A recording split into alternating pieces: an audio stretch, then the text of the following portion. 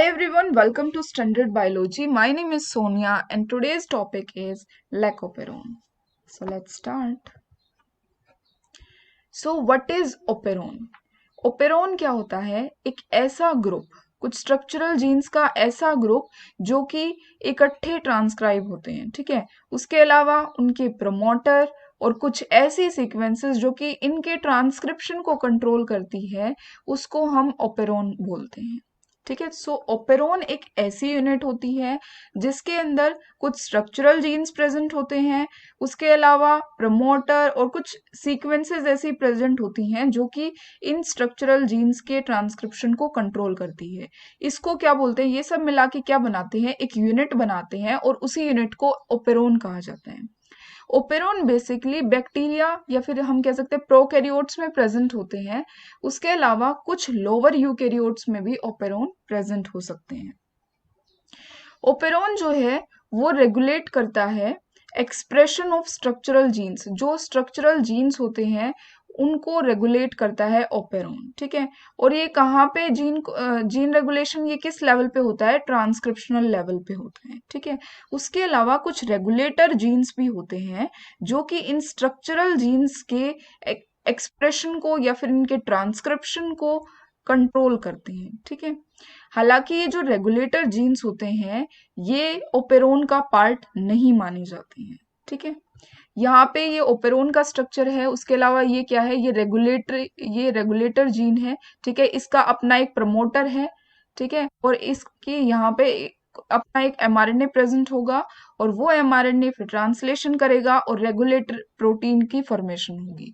ये regulator protein यहाँ पे ऑपरेटर पे बाइंड करता है, ठीक है। ये क्या है? ABC। यहाँ पे ये स्ट्रक्चरल जीन्स है जो कि इकट्ठे ट्रांसक्राइब होंगे। ये ऑपरेटर है, ये क्या है? ये प्रमोटर है, ठीक है। तो आर पोज करके भी आप इसको याद रख सकते हैं, रेगुलेटरी सीक्वेंस आर, और फिर पी प्रमोटर प्रेजेंट होगा, उसके बाद POS, O ऑपरेटर और S स्ट्रक्चरल जीन्स। तो इस तरीके से आप सीक्वेंस को याद रख सकते हैं, ठीक है। कई बार कंफ्यूजन होता है कि प्रमोटर पहले था कि ऑपरेटर पहले था। तो यहाँ पे क्या होगा? अगर ये रेगुलेटर प्रोटीन जो है अगर ये ऑपरेटर के ऊपर बाइंड कर जाएगा तो यहाँ पे आरएनए पॉलीमरेज की बाइंडिंग नहीं हो पाएगी। प्रमोटर सीक्वेंस पे बाइंड करता है आरएनए पॉलीमरेज, क्योंकि प्रोमोटर सीक्वेंस और ऑपरेटर सीक्वेंस ये ओवरलैप करती हैं, ठीक है। जैसे ही ऑपरेटर के ऊपर रेगुलेटर प्रोटीन बाइंड कर गया, अब यहाँ पे आरएनए पॉलीमरेज बाइंड नहीं कर पाएगा। अब यहाँ पे आरएनए पॉलीमरेज बाइंड नहीं कर पाएगा तो आगे जो स्ट्रक्चरल जीन्स है उनकी सिंथेसिस नहीं हो पाएगी। लेकिन अगर ये रेगुलेटर प्रोटीन यहाँ पे बाइंड नहीं करता है तो आरएनए पॉलीमरेज यहाँ प्रोमोटर पे बाइंड करेगा और ट्रांसक्रिप्शन होगा, फिर फर्दर ट्रांसलेशन होगा और इस तरीके से इन स्ट्रक्चरल जीन्स का एक्सप्रेशन होगा। अब जो ओपेरॉन है वो दो टाइप के होते हैं, फर्स्ट इंड्यूसिबल ओपेरॉन और सेकंड टाइप होता है रिप्रेसिबल ओपेरॉन। बेसिकली जो इंड्यूसिबल ओपेरॉन्स होते हैं इनमें एक्टिव रिप्रेसर की फॉर्मेशन होती है। रिप्रेसर क्या होते हैं? ये रेगुलेटरी प्रोटीन्स होते हैं, ठीक है। यहाँ पे जो पीछे हमने रेगुलेटर प्रोटीन देखा था तो ये मोस्टली क्या सिंथेसाइज करते हैं? रिप्रेसर सिंथेसाइज करते हैं जो कि ऑपरेटर के ऊपर बाइंड करता है। तो जो इंड्यूसिबल ओपेरॉन होता है उसमें रिप्रेसर एक्टिव रहता है और इनएक्टिव रहता है एक्टिवेटर। उसके अलावा ये मोस्टली कैटाबॉलिक जो प्रोसेसेस होती हैं उनमें इंड्यूसिबल ओपेरॉन देखने को मिलता है। जैसे इसका एग्जांपल है लेकोपेरॉन जिसको आज हम स्टडी करने वाले हैं, ठीक है। उसके अलावा रिप्रेसिबल ओपेरॉन में क्या होता है? इनएक्टिव रिप्रेसर होता है, एक्टिव एक्टिवेटर होता है और ये मोस्टली एनाबॉलिक मेटाबॉलिज्म में ये इन्वॉल्व होते हैं। मतलब जहाँ पे कुछ सिंथेसिस होती है, जैसे कि हम ट्रिप्टोफैन ओपेरॉन के बारे में जो है आगे कभी मैं वीडियो अपलोड करूंगी तो उस पर हम स्टडी करेंगे रिप्रेसिबल ओपेरॉन के बारे में। तो यहाँ पे ये इंड्यूसिबल ओपेरॉन को देख लेते हैं कि किस तरीके से काम करता है। यहाँ पे जैसे कि ये नेगेटिव इंड्यूसिबल है, तो यहाँ पे क्या होता है, एक्टिव रिप्रेसर प्रेजेंट होता है, जैसा कि हमने यहाँ पे देखा।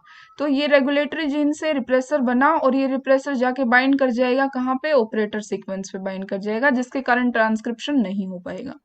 उसके अलावा अगर बाहर से कोई इंड्यूसर आता है, ठीक है, बाहर से कोई इंड्यूसर आएगा और वो इंड्यूसर अगर इस रिप्रेसर के ऊपर बाइंड कर जाता है, तो अब ये रिप्रेसर इस ऑपरेटर सीक्वेंस के ऊपर बाइंड नहीं कर पाएगा, जिसके कारण आरएनए पॉलीमरेज यहाँ बाइंड करेगा और ट्रांसक्रिप्शन ऑन हो जाएगा।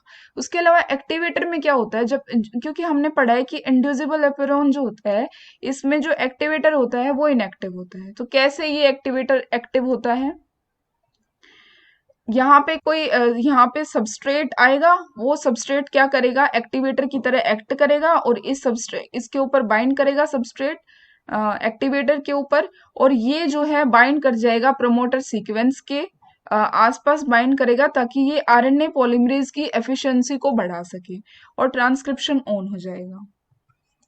इन केस ऑफ रिप्रेसिबल क्या होता है, रिप्रेसिबल ओपेरोन में जो रिप्रेसर होता है वो इनएक्टिव होता है, ठीक है। तो इनएक्टिव होगा तो नॉर्मल कंडीशंस में ये बाइंड नहीं कर पाएगा और नॉर्मल कंडीशंस में ट्रांसक्रिप्शन ऑन रहेगा। इसीलिए अगर बाहर से कोई प्रोडक्ट आ गया, मतलब कोई प्रोडक्ट आ गया और उस प्रोडक्ट यहाँ पे वो अपनी बाइंडिंग करा लेता है, तो अब रिप्रेसर एक्टिव हो गया। रिप्रेसर एक्टिव होगा तो अब जो है ये बाइंड कर जाएगा ऑपरेटर सीक्वेंस के ऊपर, जिसके कारण अब आरएनए पॉलीमरेज बाइंड नहीं कर पाएगा। एक्टिवेटर के केस में क्या होता है, एक्टिवेटर हमेशा एक्टिव रहता है, तो ट्रांसक्रिप्शन नॉर्मल कंडीशन में हमेशा चलता रहता है। लेकिन अगर वो प्रोडक्ट अवेलेबल है सराउंडिंग में, तो क्या जरूरत है सिंथेसाइज करने की, इसीलिए वो जो प्रोडक्ट यहाँ पे है ये आके बाइंड करेगा और ये एक्टिवेटर को कर देगा इनएक्टिव, ठीक है। तो ट्रांसक्रिप्शन ऑफ हो जाएगा। अब हम पढ़ते हैं लैकोपेरोन के बारे में, ठीक है, जो कि हमारा आज का टॉपिक है। सो लैकोपेरोन में बेसिकली क्या होता है, यहाँ पे ये रेगुलेटरी सीक्वेंस गिवन है, ये प्रमोटर है, ये ऑपरेटर सीक्वेंस है जो कि ओवरलैप कर रही है प्रमोटर सीक्वेंस को। ये यहाँ पे क्या है, स्ट्रक्चरल जीन्स है, lac Z, lac Y, lac A, ये स्ट्रक्चरल जीन्स प्रेजेंट होते हैं लैकोपेरोन के अंदर, ठीक है। जब लैक्टोज सराउंडिंग में प्रेजेंट नहीं होगी, तो उस टाइम पे क्या होगा, ये रेगुलेटरी जीन रिप्रेसर को सिंथेसाइज करेगा, ये रिप्रेसर बाइंड करेगा ऑपरेटर के ऊपर, जैसे ही बाइंड करेगा तो ये ट्रांसक्रिप्शन नहीं होने देगा इन स्ट्रक्चरल जीन्स का, ठीक है, क्योंकि सराउंडिंग में लैक्टोज तो प्रेजेंट ही नहीं है। तो ऐसे तो एनर्जी का लॉस हो जाएगा अगर ये यहाँ पे ट्रांसक्रिप्शन अभी भी चलता रहेगा तो। लेकिन जैसे ही सराउंडिंग में लैक्टोज आता है, तो क्या होगा, यहाँ अंदर जैसे ही लैक्टोज आया, सेल के अंदर जैसे ही लैक्टोज आएगा, वो बीटा गैलेक्टोसाइडेज जो कि एक ऐसा जीन है, जो कि एक ऐसा प्रोटीन है जो कि उसको एलोलैक्टोज में कन्वर्ट करा देगा। अब ये एलोलैक्टोज जो है वो इस रिप्रेसर के ऊपर बाइंड करेगा, ठीक है। अब ये रिप्रेसर जो है ये ऑपरेटर सीक्वेंस के ऊपर बाइंड नहीं कर पाएगा, क्योंकि इस एलोलैक्टोज ने क्या कर दिया, इंड्यूसर की तरह ही एक्ट कर रहा है, तो इसने क्या कर दिया, इस रिप्रेसर को इनएक्टिव कर दिया। ये स्ट्रक्चरल जीन्स जो है जेड वाई ए, जेड जो है वो सिंथेसाइज करता है बीटा गैलेक्टोसाइडेज एंजाइम को सिंथेसाइज कराता है, वाई परमीज को सिंथेसाइज कराता है, और ए जो है वो ट्रांस एसिटाइलेज को सिंथेसाइज कराते हैं, ठीक है। जो परमीज होता है वो क्या करता है, लैक्टोज जो है उसको अंदर लाने का काम करता है, मतलब ये एक चैनल फॉर्म करता है या फिर चैनल्स को एक्टिवेट करता है, जो जिसके कारण क्या होगा, लैक्टोज अंदर आ जाएगी। फिर बीटा गैलेक्टोसाइडेज का काम क्या होता है, एक तो ये लैक्टोज को एलोलैक्टोज में कन्वर्ट कराएगा, और बीटा गैलेक्टोसाइडेज लैक्टोज को ब्रेक भी करेगा और उसको किस में कन्वर्ट करा देगा, ग्लूकोज और गैलेक्टोज में कन्वर्ट करा देगा। ए जो जीन यहाँ पे होता है वो ट्रांस एसिटाइलेज को सिंथेसाइज कराता है, और ये ट्रांस एसिटाइलेज जैसे कि नाम ही इंडिकेट कर रहा है, ये एसिटाइल ग्रुप को ट्रांसफर करने में हेल्प करता है। अब यहाँ पे हम देखें, ये जो परमीज है, ये परमीज चैनल फॉर्म कर रहा है यहाँ पे मेम्ब्रेन में, सेल मेम्ब्रेन में, और जिसके कारण लैक्टोज जो है वो बाहर का लैक्टोज अंदर आ पा रहा है। फिर यहाँ पे दिखा रखा है कैसे बीटा गैलेक्टोसाइडेज एंजाइम लैक्टोज को एलोलैक्टोज में कन्वर्ट करा रहा है। उसके अलावा बीटा गैलेक्टोसाइडेज गैलेक्टोज और ग्लूकोज में भी कन्वर्ट कराता है लैक्टोज, ठीक है, ताकि यहाँ पे ये एनर्जी के लिए यूज किए जा सके। अच्छा, जब ग्लूकोज की कंसंट्रेशन लो होती है तो क्या होता है, सीएमपी की सिंथेसिस बढ़ जाती है, मतलब जो सीएमपी का जो लेवल है वो हाई हो जाता है। तो सीएमपी का लेवल हाई होता है उस टाइम पे, तो यहाँ पे एक एक्टिवेटर प्रेजेंट होता है कैप। आपको पता है कि हाँ, इंड्यूसिबल जो ओपेरॉन्स होते हैं उसमें एक्टिवेटर क्या होता है, इनएक्टिव होते हैं। तो जब ग्लूकोज लो होगी तो सीएमपी का कंसंट्रेशन हाई हो जाएगा, और ये सीएमपी इस कैप को, जो कि एक एक्टिवेटर है, इसको क्या कर देंगे, जो कि इनएक्टिव था इसको एक्टिव कर देंगे। सीएमपी और कैप का कॉम्प्लेक्स अब क्या फॉर्म करेगा, ये एक्टिवेटर की फॉर्मेशन कराएगा। ठीक है, अभी यहाँ पे प्रोमोटर सीक्वेंस के पास आके बाइंड कर जाएंगे और आरएनए पॉलीमरेज की बाइंडिंग एफिशिएंसी को इंक्रीज करा देंगे, जिसके कारण अब ट्रांसक्रिप्शन शुरू हो जाएगा और यहाँ पे गैलेक्टोसाइडेज, परमीज और ट्रांसएसिटाइलेज की फॉर्मेशन होगी। लेकिन जब ग्लूकोज जो है वो हाई होता है, उस टाइम पे सीएमपी की कंसंट्रेशन भी लो होती है। तो सीएमपी की कंसंट्रेशन अगर लो होगी तो वो कैप के साथ बाइंड नहीं करवा पाएगा, एक्टिवेटर को एक्टिव नहीं करा पाएगा, और यहाँ पे बेसल लेवल का ट्रांसक्रिप्शन जो है वो देखने को मिलेगा। बेसल लेवल का ट्रांसक्रिप्शन जो है वो देखने को मिलता है, उसी की वजह से जो परमीज जो है वो लैक्टोज को अंदर लेके आ पाते हैं। ठीक है, लेकिन ट्रांसक्रिप्शन का लेवल इंक्रीज जब हो जाएगा, जब इस तरीके से एक्टिवेटर को एक्टिव किया जाएगा। ठीक है, और रिप्रेसर को इनएक्टिव किया जाएगा। अच्छा, अब हम पढ़ते हैं कुछ लैक म्यूटेशंस के बारे में। अच्छा, बैक्टीरिया जो है वो उसकी पहली प्रायोरिटी तो ग्लूकोज ही होता है। ठीक है, अगर ग्लूकोज अवेलेबल नहीं है तब वो लैक्टोज जो है, तभी लैक्टोज को वो यूटिलाइज करेगा और तभी वो जो है इस ओपेरोन को इनिशिएट करेगा। अब कुछ लैक म्यूटेशंस के बारे में पढ़ते हैं। ठीक है, जैसे कि अगर म्यूटेशन ऑपरेटर के अंदर हो जाए और वो म्यूटेशन कैसी हो, कॉन्स्टिट्यूटिव हो। ठीक है, तब क्या होता है, जैसे यहाँ पे लैक्टोज प्रेजेंट है, लेकिन यहाँ पे दो म्यूटेशंस यहाँ पे दे रखी है।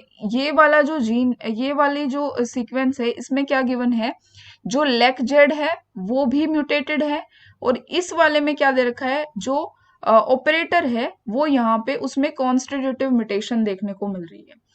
तो यहाँ पे रिप्रेसर है, ये रिप्रेसर अगर एक्टिव होगा, जैसे प्रेजेंस ऑफ लैक्टोज है, लैक्टोज प्रेजेंट होगी तो रिप्रेसर को इनएक्टिव कर देगा लैक्टोज, जिसके कारण अब ये ऑपरेटर के ऊपर बाइंड नहीं कर पाएगा। अब यहाँ पे ट्रांसक्रिप्शन ट्रांसलेशन हो जाएगी बीटा गैलेक्टोसाइडेज की, लेकिन यहाँ पे क्या होगा, बीटा गैलेक्टोसाइडेज क्योंकि जीन में ही म्यूटेशन है तो नॉन फंक्शनल बीटा गैलेक्टोसाइडेज की फॉर्मेशन होगी। अगर यहाँ पे जैसे कि इसमें क्या गिवन है,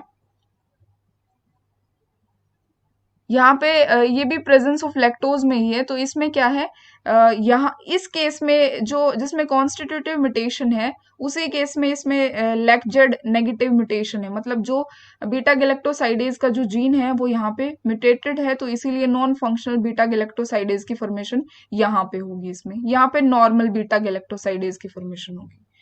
लेकिन जब अगर यहाँ पे जो लैक्टोज है अगर वो अब्सेंट भी होता है, तो इस केस में क्या होगा, इसमें सिंथेसिस होती रहेगी बीटा गैलेक्टोसाइडेज की।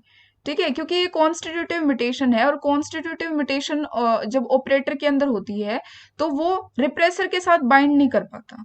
तो चाहे लैक्टोज प्रेजेंट हो चाहे ना प्रेजेंट हो, लैक ऑपरेटर जिसमें जो कॉन्स्टिट्यूटिव अगर म्यूटेशन उसमें होगी तो उसमें ट्रांसक्रिप्शन चलता रहेगा। ठीक है, बट इस केस में क्या होगा, क्योंकि इसमें वैसे तो कॉन्स्टिट्यूटिव सिंथेसिस होता ही रहेगा, लेकिन लेकजेड जो है वही अगर म्यूटेटेड है, तो यहाँ पे जो म्यूटेटेड बीटा ग्लैक्टोसाइडेज है उसकी फॉर्मेशन होती रहेगी। ठीक है, अब यहाँ पे दूसरी म्यूटेशन के बारे में हम देखते हैं, that is lake I S mutation जिसको बोलते हैं। मतलब यहाँ पे म्यूटेशन किस में है, जो रेगुलेटरी जीन है उसके अंदर म्यूटेशन प्रेजेंट है। तो जो लेक आईएस म्यूटेशन होती है ये डोमिनेंट म्यूटेशन होती है, मतलब जो नॉर्मल लेक आई पॉजिटिव है इससे इसको डोमिनेंट म्यूटेशन बोला जाता है लेक आईएस को। ठीक है, तो अगर ये प्रेजेंट भी है तो भी ये जो है इसको ओवर पावर करेगी। ठीक है, उसके अलावा अगर ये नॉर्मली प्रेजेंट है, जो लेकाईएस हमारा बेसिकली क्या करता है, ट्रांस डोमिनेंट म्यूटेशन शो करता है। मतलब ये चाहे प्रेजेंट हो चाहे ना हो, ये दोनों ही जो यहाँ पे दोनों ही जीन्स जो प्रेजेंट है उन दोनों ही जीन्स को इनिबिट करते हैं, मतलब उसके ट्रांसक्रिप्शन को इनिबिट करती है, कैसे? ऑपरेटर के ऊपर बाइंड करके। ये बेसिकली ये क्या है, पार्शियल डिप्लॉइड शो कर रखे हैं यहाँ पे। जैसे कि बैक्टीरिया है, उसके अंदर एक तो एक्स्ट्रा क्रोमोसोमल रीजन होता है, एक क्रोमोसोमल पार्ट होता है, ठीक है? तो उसी को हम क्या बोलते हैं, पार्शियल डिप्लॉइड बोलते हैं। तो इस तरीके के एक्सपेरिमेंट किए गए, तब पता चला कि कौन सी म्यूटेशन जो है वो प्रेजेंट है। तो यहाँ पे रेगुलेटरी जीन के अंदर म्यूटेशन है, और इसको हम सुपर रिप्रेसर भी बोलते हैं, और ये ट्रांस डोमिनेंट म्यूटेशन शो करती है, चाहे ये नॉर्मली प्रेजेंट हो ना हो, ये हमेशा लैक्टोज प्रेजेंट हो या ना हो, ये ऑपरेटर के ऊपर हमेशा बाइंड करेगा और ये ट्रांसक्रिप्शन को इनिबिट करके रखेगा। अब ये चीज इस पे डिपेंड नहीं करती कि लैक्टोज प्रेजेंट है या नहीं है, क्योंकि ये तो बाइंड ही नहीं कर पा रहा लैक्टोज के साथ, ठीक है? तो लैक्टोज इसको इनएक्टिव नहीं कर सकता, ये हमेशा एक्टिव रहेगा, इसीलिए इसको सुपर रिप्रेसर भी बोला जाता है। उसके अलावा जो लैक पॉजिटिव जीन जो है, लैक आई पॉजिटिव जीन जो है, ये डोमिनेंट होता है किसके ऊपर, लैक आई नेगेटिव के ऊपर, ठीक है? मतलब जो नॉर्मल म्यूटेशन प्रेजेंट है, रिसेसिव कंडीशन में अगर ये प्रेजेंट है, तो अगर ये लैक आई पॉजिटिव उसमें प्रेजेंट होगी पार्शियल डिप्लॉइड में, तो ये नॉर्मली फंक्शन करेगा, मतलब ये एक्टिव रहेगा, ये रिप्रेसर, ठीक है? और ये डोमिनेंसी शो करेगा, ट्रांस डोमिनेंट की तरह एक्ट करेगा, दोनों ही जो जीन्स प्रेजेंट है दोनों के ही ऑपरेटर के साथ बाइंड करेगा और ट्रांसक्रिप्शन को इनिबिट करके रखेगा, in the absence of lactose, lactose की एब्सेंस में ही, ठीक है? लेकिन अगर लैक्टोज प्रेजेंट होता है, तो ये जो लैक आई पॉजिटिव है, इसके साथ ये जो रिप्रेसर यहाँ पे जो बनेगा, इसके साथ लैक्टोज आके बाइंड करेगा और वो इनएक्टिव कर देगा रिप्रेसर को, और यहाँ पे ट्रांसक्रिप्शन और ट्रांसलेशन होगा, ठीक है?